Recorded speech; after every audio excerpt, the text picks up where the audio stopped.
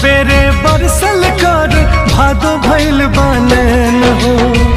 भूल गइल का परदेसवा में जाके रखी देले बाड़ा हमके बिरहिन बना के।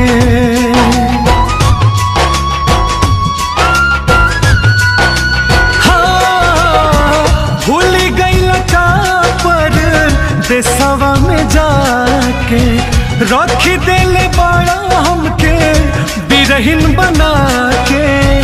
रात भर चांद देखी नैना जागे, रात भर चांद देखी नैना जागे। बलम जी तोहरा बिना, राजा जी तोहरा बिना, बलम जी तोहरा बिना दिल नहीं लागे। राजा जी तोहरा बिना दिल नहीं लागे।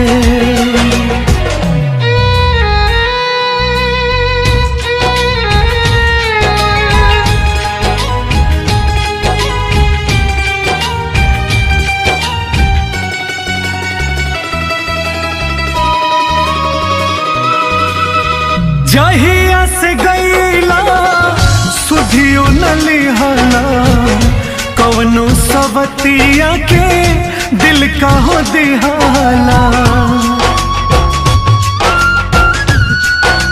हाँ, जहिया से गईला सुधियो न लिहला, कवनो सवतिया के दिल का हो दिहाला।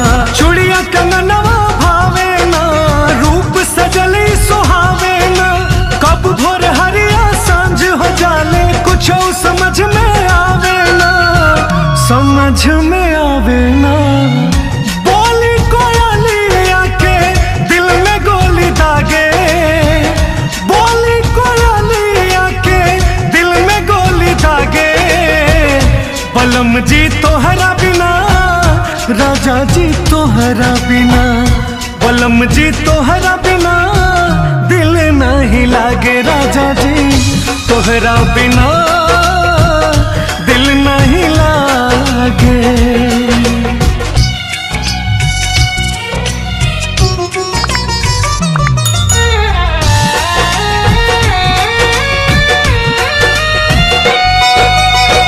लोर अखियां के रिसू रोकलो न जाला, इतना बेदर्दी बुलबुल होखलो न जाला।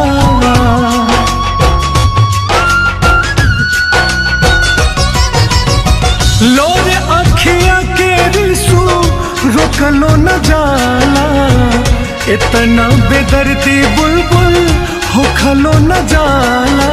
काहे कर जवा डोले ना, तनिको फिक्रिया हो लेना, कब आई बाय अमित सैया चांद भी अब कुछ बोले ना, अब कुछ बोले ना। पानी मजबूर राजा नहीं आ लगा के, पानी मजबूर राजा नहीं आ लगा के।